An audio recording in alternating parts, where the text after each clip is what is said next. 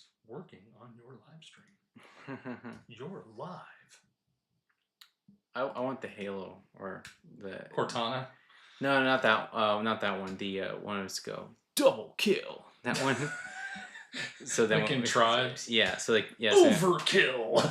Yeah. So then when we start the live stream, it goes preparing your live. Yeah. Great connection. That kind of stuff. I think that would be hilarious. So most likely today the upload is going to be really bad. I used to have a thing on my old, like way back, ME operating system that was from 2001. Every time you try to do something that was an error, it would say, "You can't do that, Dave." All right. So we are live now, so you can go ahead and take it away. All right. Good morning, ladies and gentlemen and children of all ages. Welcome to another Taidu Studios live stream. And as always, we are hosted today by our fearless leader, Sean Taidu Head. Say Ohio, Sensei. Ohio. Okay, and I am your conversation architect for today, Linus the May Callahan. Today we're going to do something a little different. Okay. This is where I usually, give some silly trivia thing, and Sean rolls his eyes. So today we're going to do something different. We're going to reenact a conversation that I imagine took place just recently at a remote government site in the United States. Okay. Okay. I'm ready. You're going to play the site manager, and Okay. I'm going to be one of the maintenance supervisors that does upkeep on the site. Okay. Okay. I'm ready. All right, you ready? Okay. Are you in character? You're I'm in character. You're Yeah. all right. This is a typecast. Is what Yeah. it is. Okay. All right. I'm ready. All right. Mm-hmm. Oh, hey, boss. Listen. Have you got a second? I have a quick question for you. Yeah. Okay. How do you feel about wasps? I mean, they suck, right? Yes. Okay. Good. All right. I'm glad we're on the same page there. And of course, obviously, we hate radioactive waste, right? I mean, like, not a net positive. Yes. Okay, cool. So what if, and I'm just spitballing here, okay? So hear me out. Okay. I just want to run this up the flagpole, see who salutes, okay? All right. What if we combine radioactive waste with wasps? I mean, it's not a perfect plan, but I think that's what I like about it. And scene. Okay, so that's how I like to imagine the conversation went down when several radioactive wasps' nests were discovered near Aiken, South Carolina, which is just across the border from Augusta, Georgia. The Savannah River site, also known as SRS, used to produce parts for nuclear weapons, but now it's what's known as a tank farm, and it stores liquid radioactive waste in underground containment chambers. So, fun times. Great place to work. And that's what we like. The 4 wasps' nests that were discovered in July during routine monitoring, they sprayed them with pesticides, collected them, and then tested them. And they all exhibited radiation 10 times the level allowed by federal regulation, according to the Energy Department. And first of all, that's bad, right? And secondly, there's an acceptable amount of irradiated wasp. See, I think that's just wrong. That statement shouldn't be allowed to exist in the English language. But it gets better, actually. The experts were quick to conclude that this was the result of legacy contamination. That is, residual radioactive contamination from historical nuclear weapons manufacturing at that site during the Cold War. Okay, so it's not like new leakage. So we're not going to have fallout wasps anytime soon? Not this month, no. Okay. The SRS issued a statement that assured the public that the radioactive wasps were not a flora and fauna, and of course I feel much better after hearing that. Wonderful. The best part of the story is the statement issued by David Jenkins. God bless this guy. I'm from North Carolina, so I can imagine exactly how this man sounded as he was saying this. He's the Forest Health Program Manager at the South Carolina Forestry Commission. Okay. And this is a quote. If you got a radioactive site, you're going to have some radioactive animals. But the chances of it harming us are really low. And he also added that the radioactive wasp could only harm humans if they were ingested. Even then, he said, and I quote, "You'd have to eat a whole mess of them to incorporate it into you." He added that being in close proximity to a contaminated wasp or being stung by a contaminated wasp would not transmit the radiation to you. Well, that's nice. The funny thing is, there is a Native American tradition, not in that part of the U.S., but like up in Canada, there's a Native American tradition of actually eating wasp larvae. Well, there's some people that also eat wasp, like the Asian murder hornets. Mm-hmm. There's a recipe for that with mixing it with honey and stuff. And the poison is still intact, so when you eat it, it actually makes your face go numb. Neat. That just seems like like revenge eating. It's like Apparently it's good. Look how much we hate you. We hate you so much that we're going to cook you and eat you, or like we're going to break your nest apart and eat your young. You know? Yeah, but I like lamb and mutton and stuff like that. But I don't hate. Like, it's not a revenge thing. It's because you don't know sheep. no, you don't know goats. Goats are. But the thing is, you really have to eating a goat. That's a revenge eating because goat is awful. Okay, there's nothing redeemable about goat. It's true. You have to do a lot to the meat to make it exciting. Yeah. I used to live in Wyoming. Same thing with antelope. Yeah, you have sage infested. You have to be starving to think antelope is delicious. Yeah. All right. Well, anyway, that was our first of many Taidu players reenactments. We'll have many of those. So today we have a shorter live stream. As you can see, we're in a new location. So we moved from the house that was last in, and then we moved back to our old house here in Kashiba. And so we're still in Nara, still in Japan, all that good stuff, just in a different location as we prep to kind of go back and forth between America to work there. We wanted to have a little bit of a smaller place. It's a bold move, with the half massage studio, half bait shack. I didn't really see that coming. It was it's visionary, really. Putting those two things together, I never would have thought of that. Wow. So I know we have some events coming up that are Shakuhachi related, not Bait Shack related. Yeah, we do. We have an Okuden recital on the 16th. This is online events. And that's Cole? Yep, Cole's doing his Okuden recital on the 16th. And then we also have a Shihan concert from Robin Tamura, Dragon Force 5. Yes, Dragon Force 5, Shakuhachi at Atomaku Shakuhachi Journey. Yes, he's been doing a lot lately. He's been playing out a lot. Was playing in Finland and was in Prague and was like all over the place. So that's going to be a great show. And so you can check these things out by coming to our Discord and going to the events tab, and they're all listed there alphabetically in a really carefully arranged way. And please take note of how carefully they're arranged because Svenja works really hard on that. Yes. All right.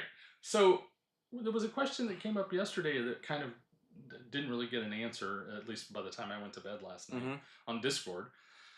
I don't know what the piece is. I don't know exactly what happened, but Robert, one of our players, circled something in a kanji.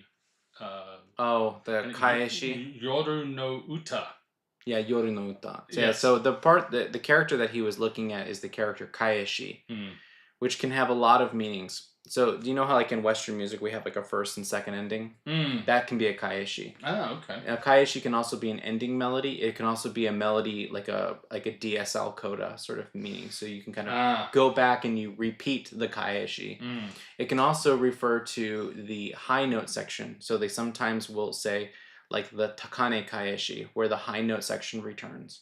And they can just shorten it to kaeshi. There's also a hachi gaeshi, which means that you're changing the pitches too. But usually they write out the hachi part of it with that. But so without like having the full score and context, it's almost impossible to know because it can mean so many different things. Yeah, Robert just posted a quick like screenshot of it, so I wasn't sure what piece it, where in the piece or what it was. But and I don't know, I could find it again, but I think the safe thing to say is that when you're going to ask that kind of question, sometimes we need a little more context than just a little screenshot. Yeah, it's always like, when someone will say like, yeah, somewhere in your book there was this character that did this thing. What do you mean by that? Like, at least a chapter would be nice. It's, I don't remember. It was maybe 7, 8, 9, 10, 11, 12, somewhere around there. Somewhere in there, in the middle. Like, only like 500 pages of material. I don't know, somewhere in that general vicinity. Yeah, and actually, there are people in our studio that have a much more sort of encyclopedic memory for the pieces than I do. There are people that are like, in this piece from the middle of Chuden, there's the third line, second breath. There's Yeah. like what? Like, and I sometimes look at pieces that I haven't practiced in a while. Look at them and I'm like, I've never seen this before. In my life. I've never done this. I've never played this piece. And then usually once I get a breath or two, and I go, oh, I remember this. But I visually, I don't have like that kind of eidetic memory like some people. A few other things that we have to do. We have to, kind of make sure that we pay the bills around here. So like, subscribe, share the video, join us over on Discord. And also we have a lot of other cool things going on, like Jonan's class. Oh yeah, the Suizen course. So the Suizen course is up online, so you can have access to that. It's $50 a month. You take it as long as you please. There's a bunch of downloadable content with it. You also get access to talk with Jonah. You can email him once you finish the course and ask questions about it and stuff. If you want to have further, if you want to take some lessons with him on Suizen, he's open to teach that as well. So I will post that in the chat really quickly as well. Jonan's a real interesting guy. Very, very much worth the conversation. Very interesting fellow. Really interesting life, but also just a really interesting presence. Interesting guy to talk to. Another thing that we have going on, of course, is the Tairu Jinashi flute. And we have those in stock, right? Yeah, those are in stock, ready to go. We actually just had another person purchase one. I believe it was yesterday. Cool. Who picked one up? For those of you who aren't up to speed, the Tairu Jinashi is the perfect take it hiking flute, but also it plays extremely nicely. And to the casually view. Where's camera? Casually viewing it, you wouldn't realize that it's actually a 3D printed flute, but it's a 3D printed flute with a tremendous amount of internal work and whatnot to do fit and finish on it. So you want to make this about Shakuhachi, so we play a couple. Oh notes? Yeah, that's right. So here we go.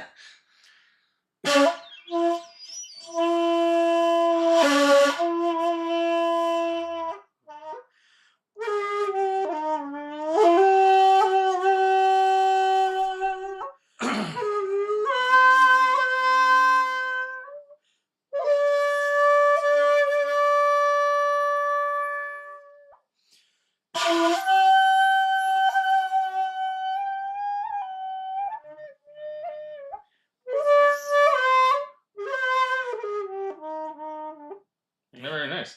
And I don't think I defy anyone to hear that in a blind listening. With a bunch of like four other Jinashis. I defy you to pick that out of the crowd and say that's not bamboo. It would be really, really hard. That might be fun. It'd be really hard to do. Maybe what I'll do is I'll have Nick send me a couple Jinashis, and then I'll say, tell us which one is not the real one. Also, and since you mentioned Nick, where are we on the Hitayogiri courses right now? Is there one going on or one about to start? So Hitayogiri courses it's already past that deadline. So the next one we don't have it scheduled yet. So if you want to join that, there are a couple options, but I would reach out to Nick directly and just say that you found us through Tairu Shakuhachi. Of course, the actual Hitayogiris themselves are still up for sale. You can pick up any of those anytime. And they're a similar material as the Tairu it's the same resin, actually. So. It is a this is the one they said was bio-inert, like biologically inert. Doesn't interact with your skin or anything like that. Yeah, so. It's safe to touch. So those of you that have like urushi sensitivity or something like that, this is the kind of the answer for you. Oh, yeah. So there's urushi ones and there's cashew ones. Oh, right. Yeah. Mm-hmm. All right, and the one big question that it wasn't so much on Discord, just me talking with my students about it, was a discussion of the clothing that Shakuhachi Shakuhachi performers should wear.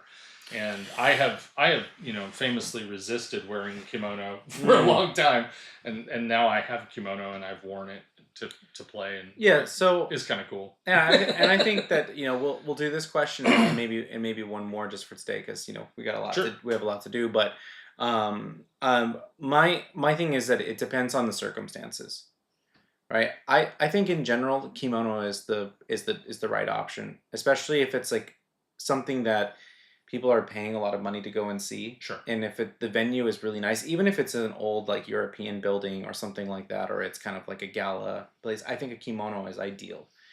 If the concert is more of like a like lower level, meaning that like ticket prices are cheaper or it's free, or it's outdoors and kind of more festive, either yukata or samue. Mm. If it's I honestly don't think suit really ever fits. No. Like Concert black looks funny. it really does look funny with the shakuhachi. It seems out of place. I feel like the concert black of shakuhachi Is the kimono. Yeah. That's concert black. So that's what I would recommend for anybody if they were going to do a concert is to do it in a kimono. You don't need to have like hakama motsuki. So like that, what that means is that you have the 5 crested kimono with the hakama. Like it's nice, and that's like the true tuxedo of the shakuhachi. Sure. But like if you just want to wear like a 2-piece suit, that would be the kimono.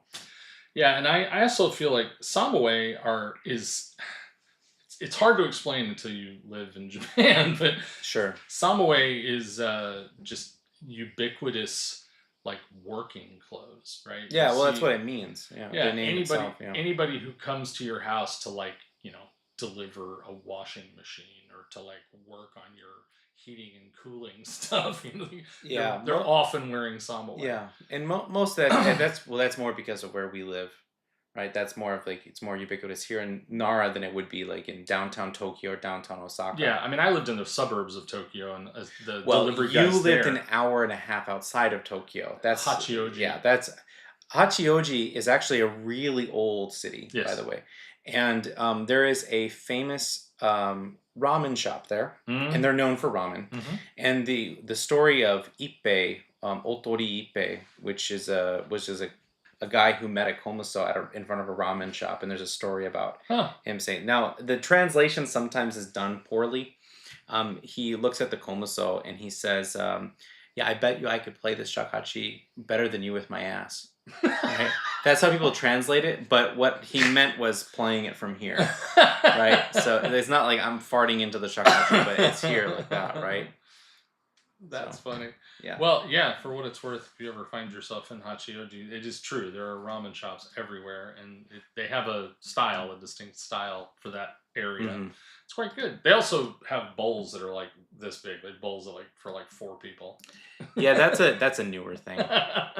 So, all right. So basically, the bottom line on the clothing. What about people like who live, in the U.S. Like, if you're or in anywhere in the West. I think there's a certain expectation of showing up in kimono if you're the shakuhachi guy that's coming out to play. Yeah. That's irritating. I mean when I go to colleges, if I give like a seminar sort of thing where I'm just speaking and talking about things, like let's say if I go to the business school and talk about music business, I wear a suit. Right? If I give a informal presentation, I do a samue. If I do a concert, I do kimono. So I have all 3 of them that I wear for just different circumstances. But it doesn't make sense to show up to an event like say I'm going to play shakuhachi and not wear a kimono or something that's Japanese. Yeah, right? and there are several famous players who like Rodrigo Rodriguez pretty much always wears concert black. I've seen him in kimono, but most of the time he wears concert black. And I don't know. I mean, I think it depends on the venue and, like you said, the seriousness, the drama of the performance. But I think in America, if you don't, I used to play ukulele, and if you're not wearing a Hawaiian shirt, people are like, "What are you doing?" I mean, it fits, right? Yeah, and they're even though I never played anything Hawaiian on the ukulele, I pretty much played just 3-chord rock, but 3-chord, not 4-chord. 4-chord showing off. 3 chords in the truth, brother. That's all you need. So, what do we have going on here in our chat? Just LeBron saying that like with the Gagaku performers, they only have the one type of clothing they use. Yes, that's it. Right. There's actually a great video of a guy playing the hichiriki doing a beautiful cover of Ray Charles' "Georgia on My Mind," and the backing musicians. He's got a guy playing piano and a guy playing drums behind him. Their suits and stuff. They're like super cool modern like Japanese jazz players. They're Yeah. dressed like modern clothes, And then- and he's wearing the hat, and he's kneeling. Yeah. So it's I guess the juxtaposition is expected. Yeah, that's what I mean. I see that way more with gagaku musicians than I do with shakuhachi players. Shakuhachi players, a lot of them do not wear kimonos. Like I see a lot of them avoid it, and though like Tozan people, there are people who still wear the kimono for the concert, but overwhelmingly what I see is suits. How do you feel about the women wearing men's kimono to perform? I've heard some stirs and rumors about that. I just think it's silly. I don't know why. Like it's I don't know why they do that. The argument is that they can't breathe in the women's kimonos. No, you can tie the obi differently. I know, yeah, but you I don't mean, like too many belts and too many the plaque and all that kind of stuff. Yeah, well, that's because that's modern kimonos. The way that they tie modern kimonos versus classical women's kimono is very different. But there are different types of knots that you can do in order. But I mean, and it's more difficult. But like I think that the women's kimono is a better idea because it's so much more colorful and interesting. Men's kimonos are so boring. They're quite drab. Yeah. Well, and so just for those of you who've never, like, if you're thinking about this and you looking into maybe getting a kimono or something to perform in, it is a whole thing. It's a whole thing. The kimono is a whole thing unto itself, and yeah, Mamino wears the women's kimono when she performs. There's a real sort of art, not just to choosing and putting together kimono and putting it on, but there's also kind of techniques you have to learn to wear kimono successfully. Because a kimono is a kind of garb that requires like sort of maintenance as you're wearing it. You have to keep things tucked in, and you have to keep things looking straight, and there's a bit of tending that is involved. So if you do decide you want to go this route, you need to look into it and best of all is to get instruction. Have somebody teach you how to do it. Yeah, I'm trying to see this one picture. I think I'm looking at one picture. That's a men's kimono on this one. But this is a women's kimono that she's wearing. So yeah, I would say that, I mean, if you know how to tie that obi properly and whatever. But in general, that's more of like, there's not a lot of like high level women performing shakuhachi, unfortunately. There should be more, but I guess we have to cross that bridge when we get there. But honestly, I would do the women's kimono. Right. I think you would look great. Thank you. I thought the flowers really bring out the soullessness in my eyes. The hollowness. Yeah, the hollowness. All right. Someone noted in the comments there that it's Miura Sensei. Yeah, the that Hichiriki player is Miura Sensei. Oh, yeah. yes. Yeah. Someone noted that Godzilla is stirring, and that's because of the floor. Yeah, that, but also that was when you were talking about the radiation. Oh, well, that too. I thought you were commenting on the shaky camera. Yeah, that's because Linus can't sit still. Right. I have to chill out. Yeah, and he also talks with his hands. What are you talking about? Things need to be emphasized. Yeah. It's like we should do this in 3D. That'd be rad. Don't scare the people off. Flute, just the shakuhachi like coming straight out of the screen at you. Shakuhachi's already hard to get people invested, okay? Stop scaring them. All right, so I think that should really close us up for today. We know kind of a half session, and we'll be back next week with the full hour. Yeah, we'll have a full hour. Maybe I'll follow up on the radioactive wasps. Yeah, that'd be nice. I'd like to know a little bit more about them. All right, well, take us out. All right.